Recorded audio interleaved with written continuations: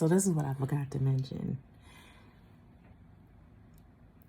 So during this healing process, it has come up a lot for me that rather not my family would shun me because they are from a religion that teaches you when you don't have the same belief structure that you should shun, especially like if I was to get disfellowshipped or disassociate myself or any of those things, then they wouldn't really be able to talk to me. But and so that was a worry for me at one point.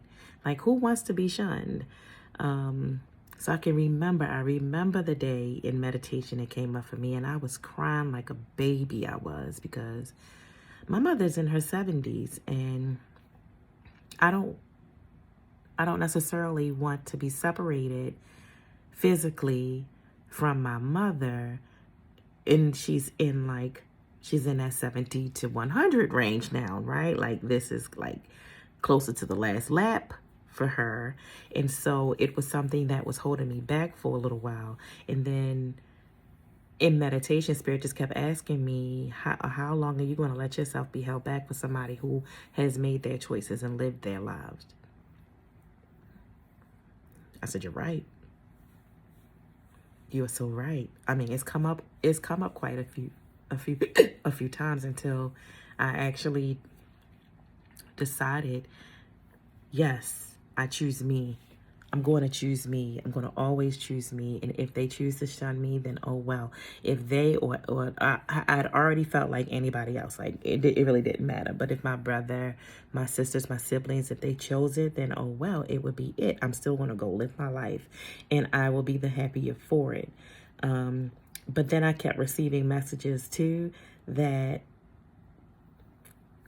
probably is not going to be the case, and I had to just be willing to make the choice and see whether or not it was the case or not. And like the conversation today with my mom has really been able to, it was eye-opening, because I emphatically stated, yes, I don't believe what you believe.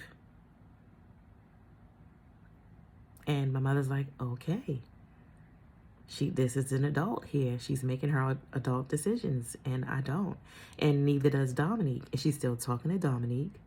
You know, there are a lot of people who don't, but I'm just going to say that was a little bit of a worry of mine. And once I release that worry, and it's not anything that I've picked up because I'm not worried about it. If my mother today chooses that she's going to shun me, then that is her adult choice. It's not mine, and it will not hurt me. I just know where she is consciously, and I will go on about my business. My son is choosing to shun me. You think it hurts me? Not one bit. I know that our souls are doing exactly what they need to do for our life lessons here, and that my soul is on the path that it needs to be on, and it is receiving the lessons and the blessings that are here for me. And whatever's there for them, I hope that they receive it as well. But the big kick is that we got off that phone call with the whole phone call just was it just had a ton of love in it, where she was just able to see me because she asked questions, and that's the part that I like. Like, she came to me to have this discussion. I didn't go to her. And she allowed, because of her curiosity, because of her wanting to discuss it, she was able to see things with a little more clarity and be able to understand things a little more.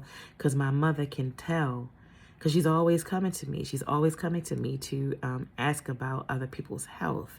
And I don't always give her my answers because I don't feel that they're always received per se.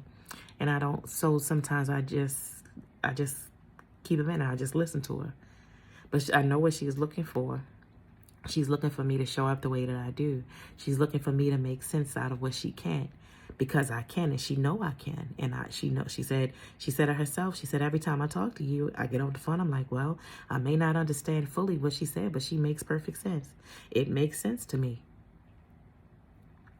I'm always making sense. I'm not leaving her in a state of confusion. I'm not telling her to listen to me and not to herself.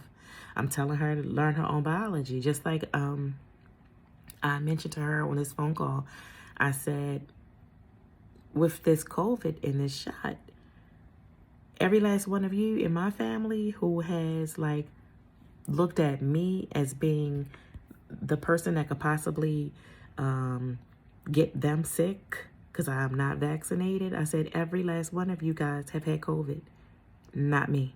I was a nurse on an ICU unit taking care of patients that were with me one day and died the next.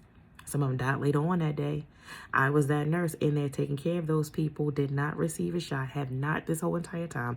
I understand my biology. I eat what I should. I get out in nature. I get my vitamin D. I exercise. I do all types of stuff. I know me better than you know you. So therefore, I have never. I said, you not heard me sniffle. Meantime, all of y'all have had it, including the kids. All of y'all. But not me. She was like, well, what do you say that to say? What I say that to say is that I listen to myself. I listen to my biology. I pay attention to myself, to what they're telling me. I am able to trust my intuition. I'm able to trust my gut. I'm able to.